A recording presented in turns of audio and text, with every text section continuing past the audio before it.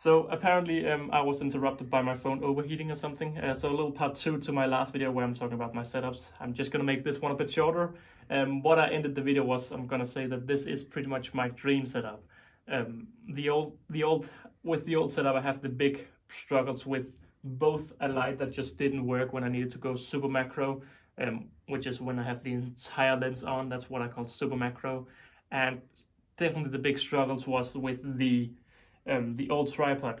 But I have done brilliant videos, and a lot of people are asking me what I use, and so that's what I want to do this video for, because I don't at all think you should get this. Now since day one I wanted to do this full time pretty much. Of course I don't do this full time, but had a dream about doing it full time, and then therefore since day one I wanted to invest. My brother, he got me hooked on this camera, the Canon EOS models, because all the lenses fit together. So with the cheap old one I had before, I slowly learned how to use it with light, with settings, with ISO, with all of this.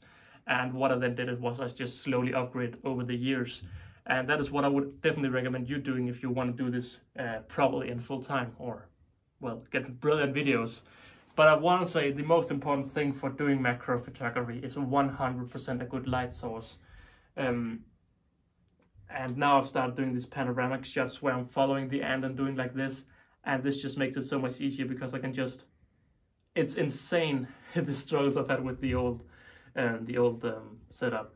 But yeah, I just want to show a little bit. Again, I don't think you should get this if you don't want it. But a lot of people are asking what my setup is. And now you have a little bit of a setup. So once again, if I just turn the lights on, very, very insanely bright. Now this is also dimmable, so when you don't have the extender here, you of course don't need such a bright light. But if we just see, there's a major over here. Can you see it right there? There's a major down here, right here, a big major. But if we just scoop the light up 100% and find it here on the lens, is this 100%? I think it is. So where are we? Here we are, so that's over there. So we need to go over here, there's the major. And you can see already now, because it has a little bit of a shadow, I actually need to get the ISO up just a little bit to, or get the focus a little bit down, but that is a beautiful auto major. Now what I usually do when I'm recording these clips is actually I lock it in place like this. So I lock the camera in place, so I have the correct angle. So now I have the A major, and then I zoom in on the major and I get it focused so you can see the hairs. And then I'd record. And this is my super macro recording setup right here. So now I have an insanely bright light. Now the thing with these lights is they get very hot, so you can't just let them stay on if you're doing a 10-hour time lapse, because then you will cook your ants. So it's very important to also keep an eye on temperature of the ants, temperature of the room, and temperature of everything, because you don't want to cook your ants. Also why I don't want to put this light too close to the ants, because it's already now insanely hot. But yeah, now you have got a little glimpse, and you can once more see the major right here. It is some very pretty shots, and I am looking forward to doing these panoramic shots. I would just unhook this, doing some smooth panoramic shots. You can see it's very easy to wobble and destroy a clip, and that's why I'm really nicely invested in this tripod where I have right here, where I can just go around and look at everything.